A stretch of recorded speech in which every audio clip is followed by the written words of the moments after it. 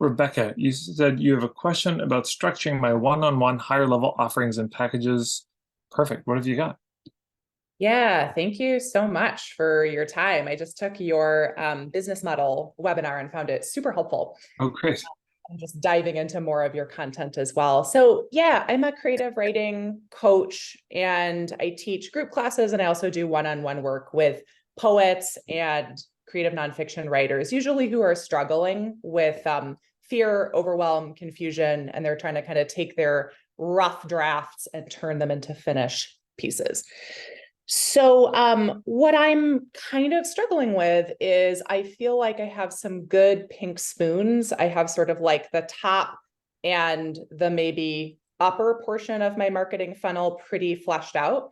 And I've been experimenting with some one-on-one hourly sessions and then also some packages at increasingly high levels. And so right now I have like, somebody can book me for by the hour to do one-on-one work or to look at their writing and provide feedback, or they can sign up for one of three packages. And they're increasingly expensive prices with increasingly abundant content for what they get.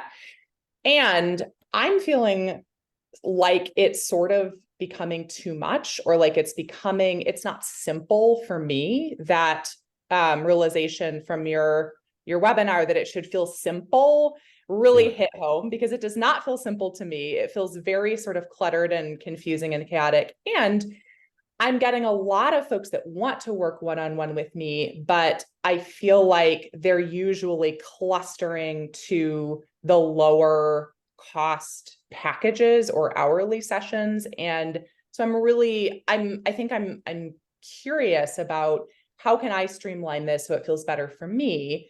And how can I also entice people to get into the higher level packages? Yeah. Well, um, okay. I suppose um, I might say it differently than entice, or the way I think about it would be different. I think you understand I don't know if I'm ever trying to entice somebody to do something, but what I am trying to do is share it so that the people for whom it would be a fit would step forward. Because I just know as soon as I start enticing people or start it, as soon as it rankles in persuasion, I feel like I take on this karmic load for their decision that I don't want to necessarily take on. Okay, having said that, there are a couple of thoughts.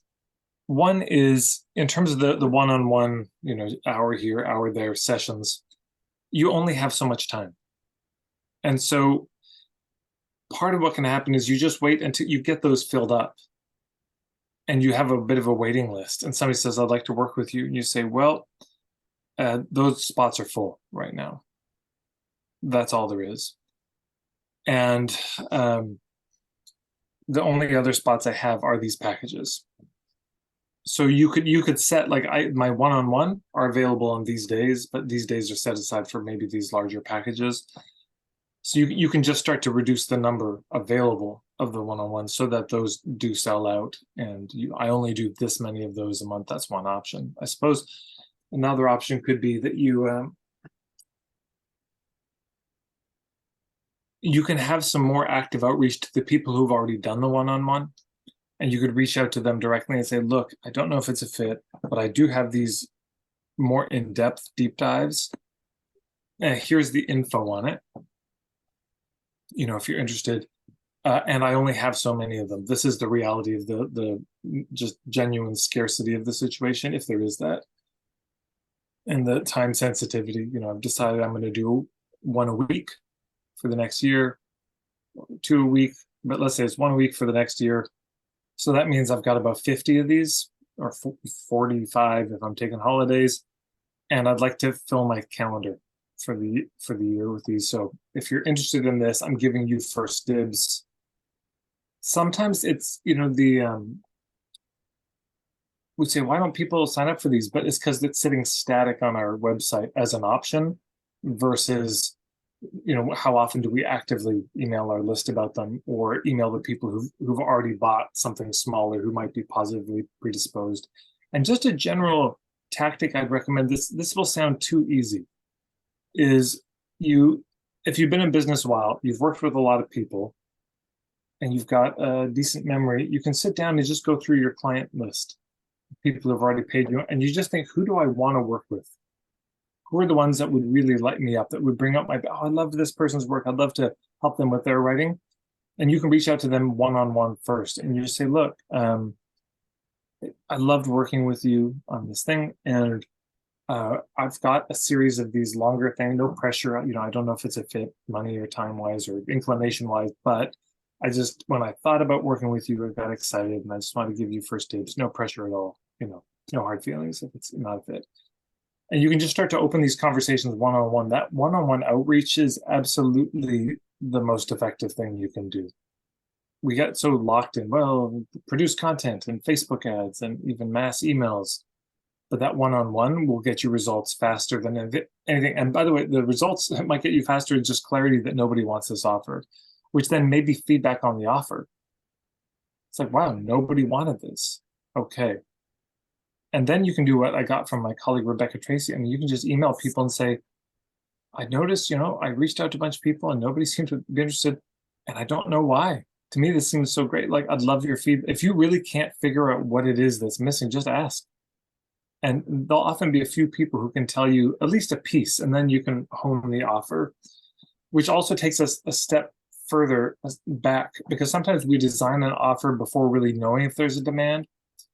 And so for everybody, if you have a new offer or even an existing offer, sometimes it's worth you set up a call with an ideal client or one of your existing clients, and you just say, there's no pitch. I'm not asking you for a sale, but here's the offer. Here's the write-up. Can you just tell me, like, from 1 to 10, what is this? 10 is shut up and take my money.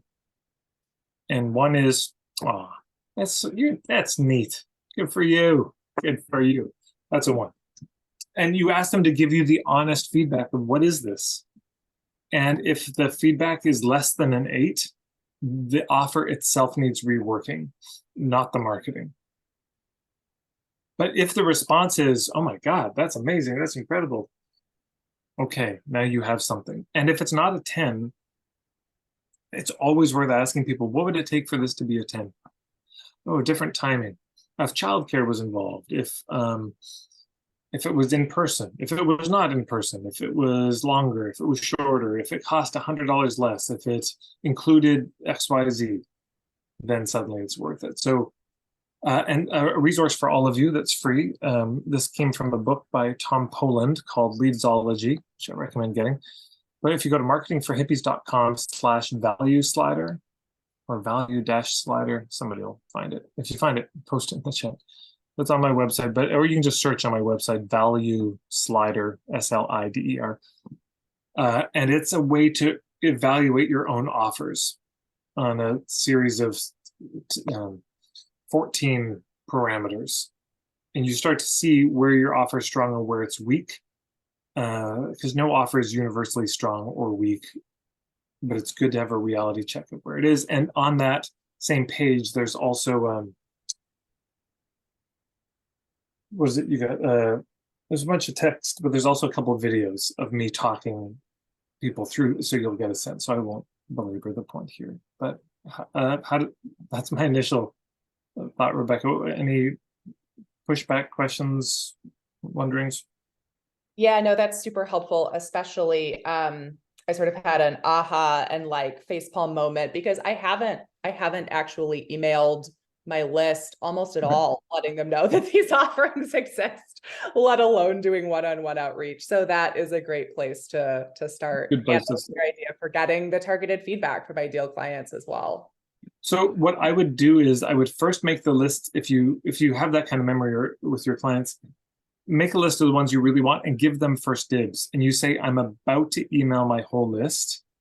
I want to give you first dibs. And then you might just email all of the people who've paid you money, those people. And then you email your whole list. But you can And so let's say you only have 45 of these available and you do some one-on-one outreach, maybe only 5 people take it. But now you only have 40. And then you email everyone who's bought. Maybe now you only have 30. So by the time you email your list, there's just less available. And the ones that are booked are probably a bit more serious anyways and a better fit. So there's that.